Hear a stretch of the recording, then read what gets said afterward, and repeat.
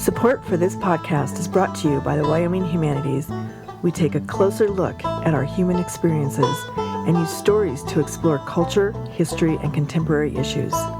You can find us on thinkwhy.org. And we thought, again, this is Asia. And we began to tease something out that maybe this is kind of more broad than just Asia, than just China, than just Asia. And we weren't even sure if this was a real book, but we wrote it, and it turned out to be Half the Sky. Hello, I'm Emmy DeGrappa. This is What's Your Why? Each week we bring you stories asking our guests the question why. We learn about their passion, why they do what they do, why should we care, and what can we learn? What better place to explore the human landscape than from the state known for its incredible landscapes, Wyoming? And what better organization than Wyoming Humanities? Serving our state for over 45 years, we share stories, ideas, and wisdom about the human experience. Welcome to What's Your Why? Today, we are talking to Pulitzer Prize winning authors, filmmakers, and journalists Nicholas Kristof and Sheryl WuDunn. Welcome. Thank you for having us. Good to be here. Our focus today is to talk about your personal passions. For the two books you have written, Half the Sky and A Path Appears, your work as journalists, and your support for the humanities, as I have read in Nicholas's articles in the New York Times. First of all, Sheryl, just talking about your books, your first one, Half the Sky, what was your passion in writing that, and what was your journey down that road to start that book? Well, actually, the first book we wrote was China Wakes, way back after we were living in China as foreign correspondents for the New York Times. And that actually was the seeds for what later, many years later, became Half the Sky. And that's because, first of all, Half the Sky comes from a Chinese saying, basically Chairman Mao Zedong, who said, "Women hold up half the sky." And when we were living in China, we noticed that there was a slight feeling of discrimination against women in the sense that there were many babies who were female who were missing from the Chinese population. And over the years accumulated, it turned out there were 30 million missing female babies from the Chinese population. And at the time we thought, we wrote about this in China Wakes, our first book, and we thought, well, this is just China. China is full of contradictions, very, very fascinating country, full of good and evil. So we just, relegated it to that. And then we moved to Asia, to Japan, and we wrote a book about Asia. And also there was a chapter that in the book on women. There was discrimination against women also in Asia. But again, it was one chapter in 20 plus chapters. And we thought, again, this is Asia. And we began to tease something out that maybe this is kind of more broad than just Asia, than just China, than just Asia. And we weren't even sure if this was a real book, but we wrote it, and it turned out to be Half the Sky. And so from there, you went from Half the Sky and then went on to write A Path Appears. So That's how right. many years later was that? It was 5 years later. Essentially, after we wrote Half the Sky, people kept asking us, so what do I do? And we wanted to answer that question. I mean, it seemed to us that a lot of Americans want to make a difference, aspire to find some kind of greater purpose or meaning, but are skeptical about whether anyone really can make a difference, are distrustful of aid groups, often, frankly, legitimately.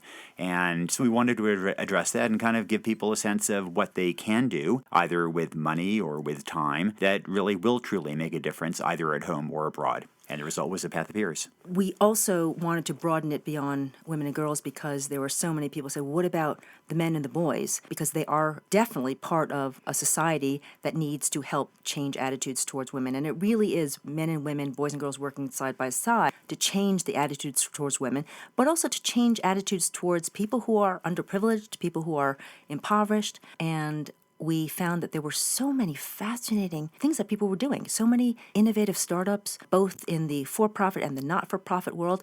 It was as though, wow, how come we haven't been hearing so much about all these myriad things that are going on? And we said, well, we've got to write about this. Do you think the media plays up the negative and doesn't tell you about the inspiration of these people's lives and maybe the stories that inspire you, that there is a good side to our human nature and you don't just see all the horror? I think there is a legitimate problem that we in the news business, our role is to cover planes that crash, not planes that take off. And in the context of aviation, we understand that, though there are planes that are taking off all the time. I think in the context of global poverty in particular, people don't. And they sort of think that the whole world is a mess, that there's no improvement. In fact, there's been spectacular improvement. Child mortality dropped in half since 1990. Huge gains in girls' literacy and other areas. And we still are in the business of covering planes that crash, but we still have to provide that context to underscore that there has indeed been progress and that there can continue to be progress if we focus on the right things. Tell me one of your favorite inspiring stories that really has touched your heart in your travels. Well, there is a story about a little girl named Rachel. We write about her in A Path Appears, and she's about 8 years old and living in Seattle, and she hears about, from her church, the fact that in parts of Africa, a lot of people don't have clean water, and she was just horrified. This is something that she grew up with, that, she had clean water. How come other people don't? And so she decided to raise money through charity water for digging wells in places where people don't have clean water. And so she set as her goal $300, and a few days before her 9th birthday, well, she wasn't going to make it. She's a little disappointed. Then Rachel and her family got in a car crash. Rachel was critically injured, and she was sent to the hospital in critical condition, and people wanted to show their sympathy, and they remembered her fundraiser. It's a birthday fundraiser on Charity Water, and they started donating.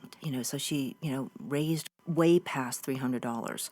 And then her family had to make the heartbreaking decision of pulling her off life support because she wasn't going to make it. And then at that point, people basically, there was an outpouring of sympathy way beyond what it was beforehand. And she soared past $500,000 up to basically $1.2 million. She raised $1.2 million for the cause. And it was a dramatic loss for her family. But her mother, a year later, went out to visit the families who got clean water because of what her daughter had done.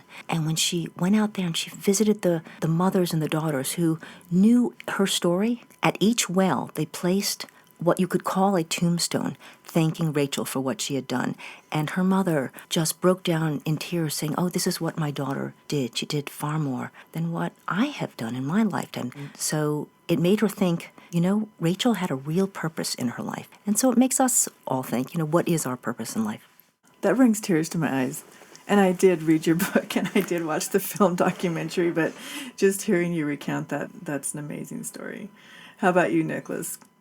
People often ask why we focus so much on women and girls, and it's partly because what we've seen in terms of the impact of investing in girls as a way of transforming societies. And one place we saw this was in rural China. In 1990, we were writing about how so many girls were dropping out of school because they were girls, and we chose as the poster child for this phenomenon this girl who just dropped out of 6th grade for want of $13. Her name was Dai Manju, and we wrote about her. Her picture was on the front page of the New York Times, 3 columns. And so you can imagine readers wanted to support her. They flooded us with checks for $13 for the most part. And we also got one wire transfer for $10,000. We took all this money down to the school, and they used that money to ensure that all girls in that village would be able to stay in school as long as they could maintain the grade. That for the first time in this village, your academic prospects would be a function not of your chromosomes, but of your capacity.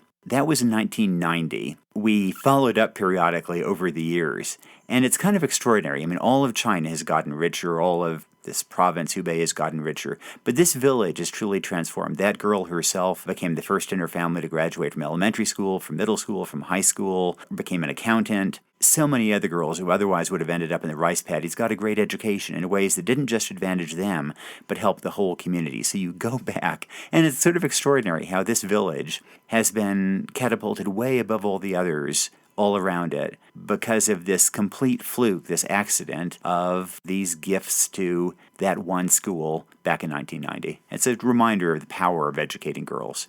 So I just have one last question before we leave. And since I work for the Wyoming Humanities Council, I wanted to ask you about your support for the humanities. And I've read some articles that you've written in support, and I want you to just tell our audience about that.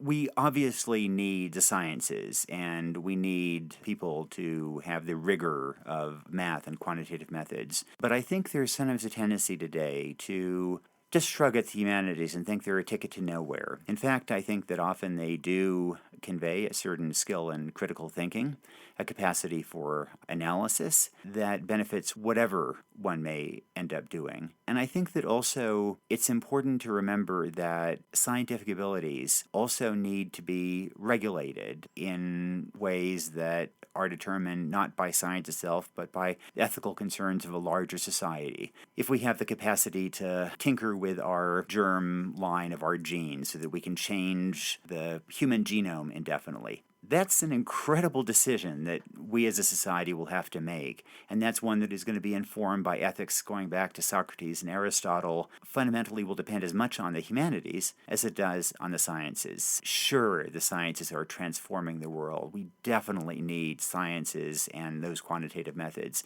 But we also need a dose of the humanities to leaven them in this 21st century. Well, I heard a professor say it shouldn't be called STEM, it should be called STEAM, and should add the arts and the humanities in there. One more thing that I was just thinking of, because you're such a beautiful couple, and how did you meet? We met in Los Angeles, and we were basically introduced by friends. Really? Yeah, fellow journalists. So, and we're ever grateful to her. I mean, we've seen her a couple of times, and it's just so funny. Matchmaking still does exist. How many children do you have? We have 3 kids, 3 wonderful kids. That is so great.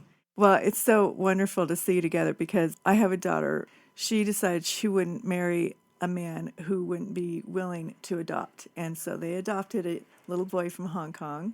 And they really, that's been her heart's desire, is to have an orphanage. And so I was thinking about you two, how you really have to have the same heart to do what you do. We're always really admiring of the people who are on the front lines working in refugee camps. I mean, my heart breaks when I think of the work that they do. I mean, really, we're just writers. We're just in the lighting business. We shine our spotlights on those people, and they're out on the front lines taking incredible risks, doing extraordinary work, and it's a privilege to shine our spotlights on their work. Thank you so much. Thank you so much. Thank you.